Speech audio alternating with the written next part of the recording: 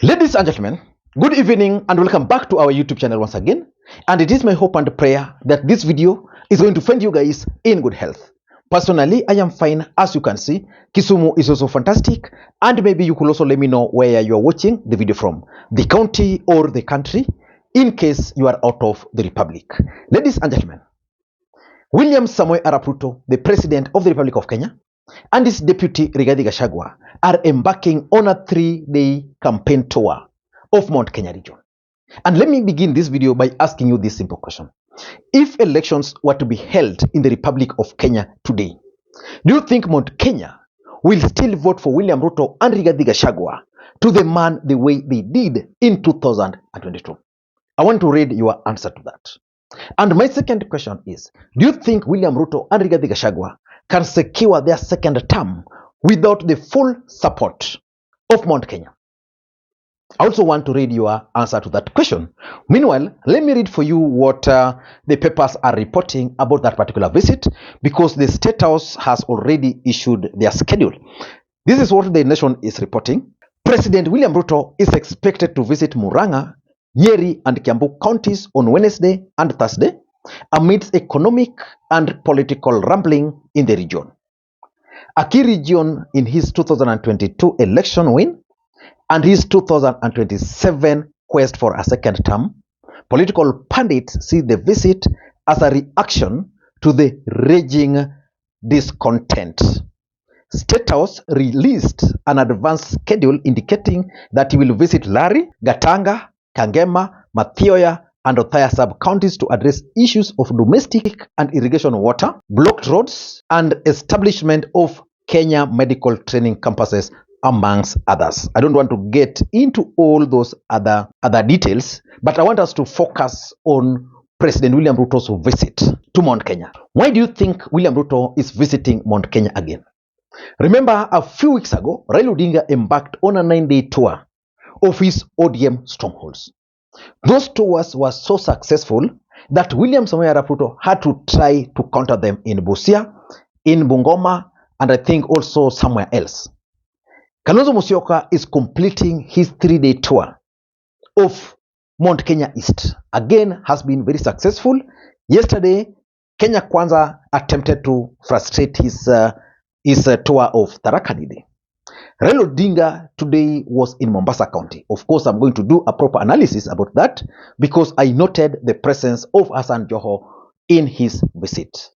But before we get into all those details, in case you are watching this channel for the first time, please take a second or two, click that subscribe button so that next time we produce a video like this, YouTube will automatically notify you. And to the subscribers, I want to continue thanking you guys for your continued support, because without that support, this channel cannot be where it is. Ladies and gentlemen, without any further ado, allow me to dive in. But before I dive in, also allow me to take this opportunity to thank the following people. You are seeing their names on the screen there for the coffee which they sent to me earlier today. I'm so grateful because it goes a long way in supporting this channel. You can also do the same using the numbers you are seeing on your screen. Ladies and gentlemen, earlier today, I did a video about the marathon record holder, Kelvin Kiptum. And I'm reading the comments there, and there's a strong feeling amongst most subscribers that I need to do such kind of analysis too. Probably I'll start doing other analysis which are relevant to the Republic of Kenya. Ladies and gentlemen, why do you think William Ruto is visiting Mount Kenya again? Because this visit is coming at a time when, for the first time in a very long time, Rigathi Gachagua and Ndindi Nyoro held a meeting where Ndindi Nyoro promised to support William Ruto. Of course, he's been supporting William Ruto and Rigathi Gachagua unconditionally. And that is why we continue saying that we offer the president and you, the deputy president, our unconditional support as you serve the people of Kenya. And by that move, it meant that Rigathi Gachagua has now finally stamped his authority as far as Mount Kenya politics is concerned. So the visit tomorrow is significant because I'll be keenly following to see whether Ndindi Nyoro will be joining them, because Ndindi Nyoro has always avoided sharing a podium with Rigathi Gachagua. But what are the objectives of this particular visit? For me, number one, William Ruto wants to stamp his authority in Mount Kenya again. The truth of the matter is that when William Ruto unleashed Rigathi Gachagua, when William Ruto unleashed Ndindi Nyoro on Rigathi Gachagua, because there's no way Ndindi Nyoro would have managed to do whatever he was doing to Rigathi Gachagua without William Ruto's approval.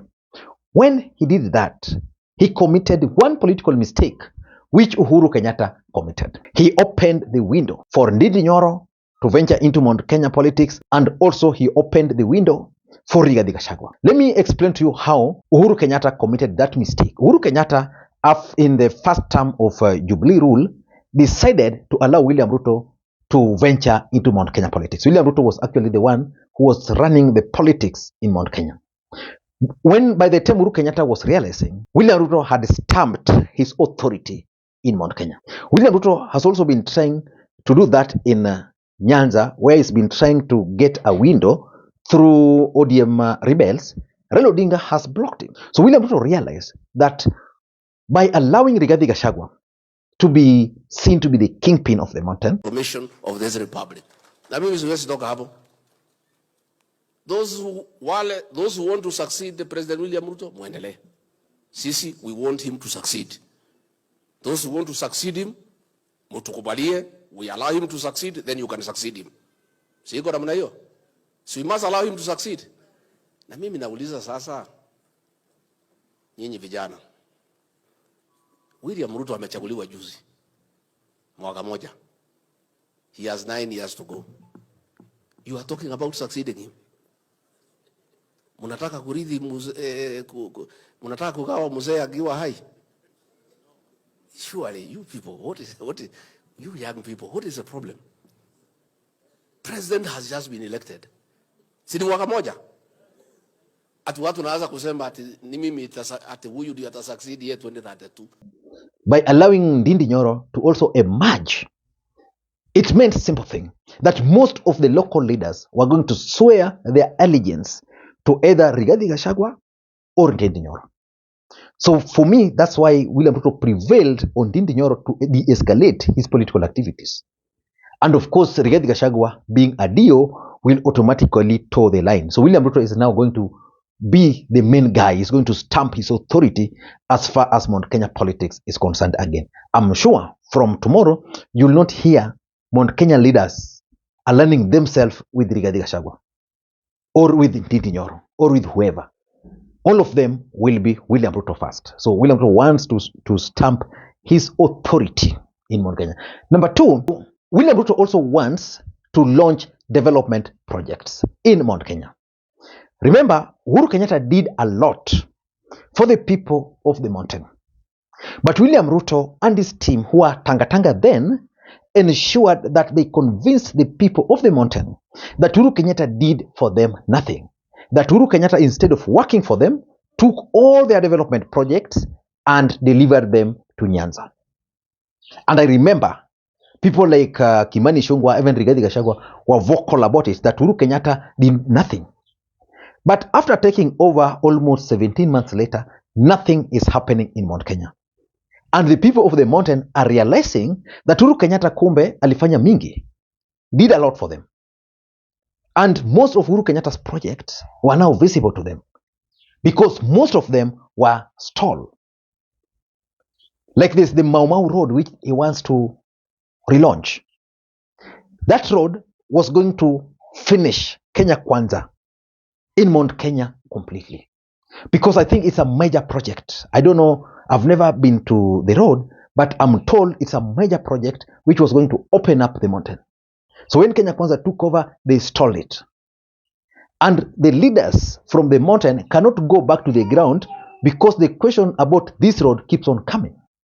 So they were striking. They were on strike specifically, I'm told, that they were not going to talk about Kenya Kwanza unless William Ruto goes to the ground to launch. So William Ruto is going to launch that road again, just to be seen, to be completing the project, and also to initiate new projects. Number three,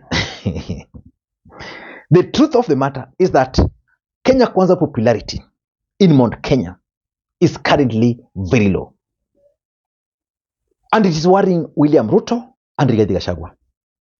William Ruto understands that Mount Kenya might not vote for him again the way they did. So immediately after the last election, William Ruto then embarked on winning the support of ODM strongholds. Kakamega, Vihiga, Busia, Coastal Region, Kisii, Nyamira. So far, what has happened? No much progress. And because of that, William Ruto is realizing that he's also losing Mount Kenya.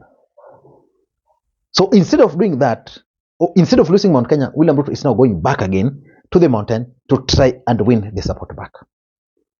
I don't know whether he's going to succeed, because in the mountain, those people are really regretting why they never listened to Uhuru Kenyatta.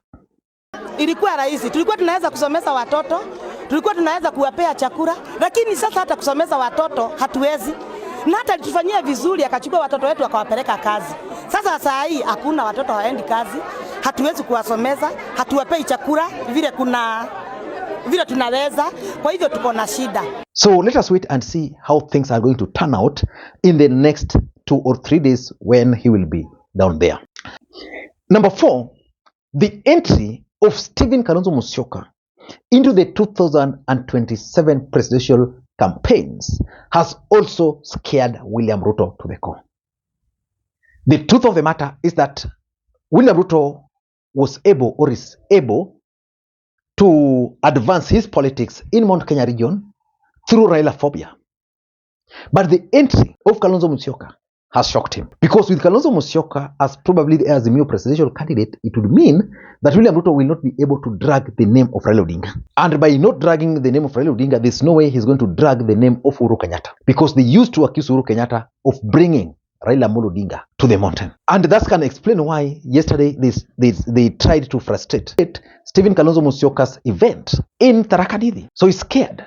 Number 5, William Ruto and the team have figured out that the country is losing hope in their government.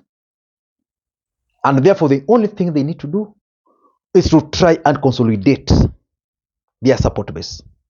Because, for example, if the mountain is not happy, then how can you convince the people of the coastal region who did not vote for you that Kenya Kwanza is doing well? So they are going back to their roots to consolidate Mount Kenya. William Ruto is trying to consolidate Rift Valley.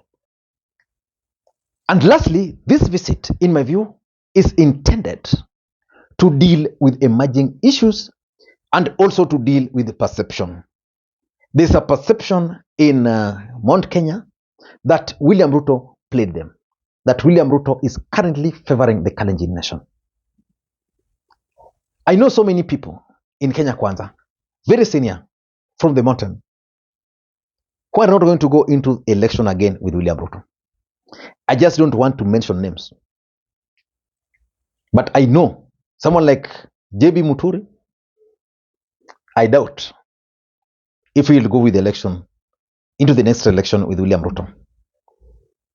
Several others also. So they want to create a perception that they are from Mount Kenya after their false start. William Ruto began on a wrong footing in Mount Kenya. The story about Uhuru Kenyatta is no longer selling. If anything, people are now embracing Uhuru Kenyatta. So if you are to tell them about Ruto Gachagua, they'll tell you off. Like the other day, I had Ruto Gachagua still talking about, when we took over, we found empty coffers. That Uhuru Kenyatta took some dollars through his bank to what? How do you tell people that you are the deputy president? You have the power, you are the president. And Kenyans expect people, criminals, economic saboteurs, there are laws governing how they are dealt with. They are supposed to be behind the bars. Why can't they just arrest Uhuru Kenyatta instead of singing the same song to Kenyans for 24 years? Kenyans are really tired. I don't know what you think, but that's my take. Until next time, this is Lee Makwiny. Bye-bye.